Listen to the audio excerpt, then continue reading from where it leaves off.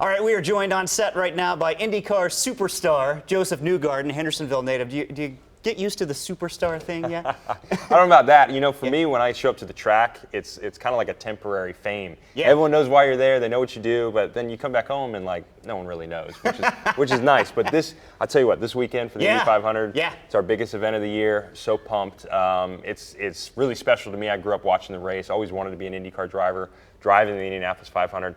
Now I'm going to be doing my 8th attempt. Wow. Which is, I'm really over the moon. I'm really excited. I'm hoping to try and win this thing one day. You know? Yeah, right. Best finished third a couple of years ago, is Third, that right? yeah. I really thought we were going to win it in 2016. What is it about the mystique of the Indy 500 that's the gold standard for you guys? Well, it's, like I said, it's our Super Bowl. It's all month of May. We go up there. We practice for 2 weeks. We got qualifying weekend, which is super intense. You're just trying to get into the race on qualifying weekend. 3 people got sent home just a couple days ago. So it's a big pressure to try and make the race. And then if you do, getting it right on that one day is really tricky. You've literally had, 6-7 days to get your car set up, make sure it's correct, and then you got one day to make it right on race day. So it's a big pressure. If you do win the race, you feel all this weight kind of lifted off you, all this work that everyone put in. It was all worth it. Yeah. And if you don't win the race, you feel like, man, did we just waste all this time? We got to wait again next year. So it's a big pressure cooker, but it's a huge honor. I mean, it's one of the oldest races in the world. This is our 103rd running. Wow. So it's special. It's really a spectacle, which is what they call it, the greatest spectacle in racing. Indeed, and you can watch it right here on News 4. And looking at the early odds, so you're starting 8th, but it looks like you're one of the favorites to win this thing. I mean, how does that make you feel? Well, I mean, it's good to be with a great group. I'm with Team Penske, which is they're the winningest team at this event. I mean, to me, they're like the Yankees. Yeah, that's what I was going to say. Motorsports. So they're very iconic. They're a great team. We got great partners. My car has been really good. I drive the Shell V-Power car, so I'm pretty visible. You'll be able to see me in the red, white, and yellow. But yeah, you want to be with a group that you know can get it done. They've won the race 17 times. It's more than any other team in the history of the event. So we feel confident. We've got 4 good shots. We've got a lot of great drivers, guys like Helio Castroneves, who's won it 3 times himself. So I hope it's my turn. That racetrack picks the winner, okay? You might think it's your day, but if the track does not pick you, you're not going to win that race. So I'm hoping I've been good. Do you have to talk to the track, go out there beforehand and get down, say some things to it to try to get the mojo? You just have to respect her. Yeah. You have to respect her. She can be very difficult. She can try you, test you, but the day that she picks you, I think it's going to be the best day of your career. No doubt about that. Well, you've been having a pretty solid year this year so far. You're number 1 in the point standings. You got 4 out of the 5 races, top 5 finishes. I mean, what's been going right for you? Yeah, it's been a good year. When I first joined Team Penske back in 2017, we won the championship the first year. It was kind of a dream start. The only thing that's really missing for us is the Indianapolis 500. It's such an elusive race to try and win, but this year's been really good. From a point standpoint.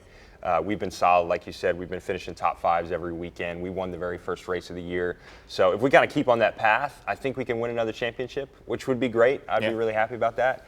But the Indy 500, that's what's on my list. That's the thing. It's the white whale. We've not checked it off. We have to get that done. How have you evolved as a driver since you turned pro in this thing? For me, it's about being patient. Like doing all this stuff outside of the car is really the difficult bit. The driving the car, working with the engineers, kind of directing the team on where we go from a performance standpoint. That's my bread and butter. That's what I like to do. But it's everything else on top of that. It's all our partnerships. It's all our commitments. It's the travel. It sounds great and luxurious, and it is awesome. It's such a privilege to drive race cars, but there's so much that comes with it, and managing your time and energy can actually be quite taxing. So for me, it's about pacing yourself, understanding, when you need to be peaking as far as your personal performance. That's what you get better at. The more years you do it, the more you realize, okay, this is where I got to be. This is how I got to be, kind of in a mindset wise. And so, like even this week, for instance, just leading up to the 500, trying to get yourself prepped in the right personal space. It's important. You got to be there on the day, ready to perform and making it happen when it counts. And I think the older you get, the better you get at doing it. What's your prep like between the ears before a race? You got your routine? For me, it's really funny. The more tired I am before the event, the better I do. Really? I don't know why that is. So you stay up all night, that's what you're saying? It's not that. I'll get really good sleep, and then right before the event, I'll be so tired. I think it's my nerves or my anxiety, but I'll be the most tired I am is when I perform. It's the strangest thing. I used to be really concerned about it. I was like, man, I'm so tired. I don't know if I'm going to run this race well. and then I'd go and win the race. It's crazy. So now I kind of hope to be tired before the event. Maybe it just tells me I'm relaxed, I'm pretty calm. But I like to take a nap. If I can have a nap an hour before we start, I'm feeling good. Okay, and that you usually perform better when you do get that nap? That's my secret sauce. You know, if I get a nap and I get some quiet time before the race, I'm feeling really good. The other thing I want to know is before the race, as you guys kind of getting prepped and you see everyone's doing their own thing, are there mind games going on between you and the other drivers? There can be. Yeah. It's, you know, the IndyCar, most guys get along really well. We're very competitive people. I mean, you could put us in a room playing checkers and we'd try and kill each other. I mean, it's the mind of a race car driver. They want to win in everything they do. But it's kind of hard to mess with people too much. You know, we're all so focused in on our own program. We're pretty mentally strong, each one of us, so there's not much you can really do to one another. So you're normally just focusing in. Actually, we're a lot of good friends, all of us. We want to beat each other, but before the race, we'll be talking about, you know, how's your day going to go? What do you think about your race car? We talk about family. I mean, actually, it's pretty relaxed, more relaxed than you think. But then as soon as we put the helmet on, it's like, they will cut your throat, man. They will try and beat you no matter what. That's right. It's got to be that way, Yeah. right? Oh, yeah. So this is the type of race, I mean, the Indy 500, that sets you up for the rest of the season, you hope, right?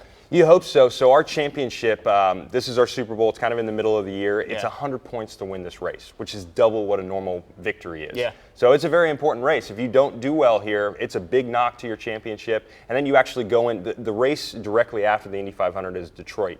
And Detroit's a doubleheader. There's only one weekend of the year where we race twice in a weekend. So that's effectively double points too. So there's a 2-week span there where you can get 200 points for your championship. And if you don't do well on those 2 weekends, it can really kill your championship run. So it is very important.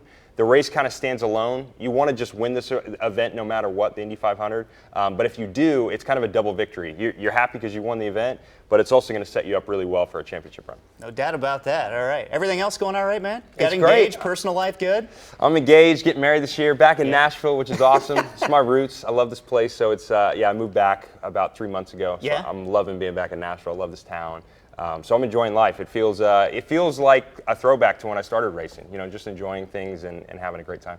Excellent. Well, best of luck this weekend, man. We'll Thank be you, brother. watching. Yeah. Joseph Newgarden, soon to be Indy 500 champion. Again, you can watch the race right here on News 4.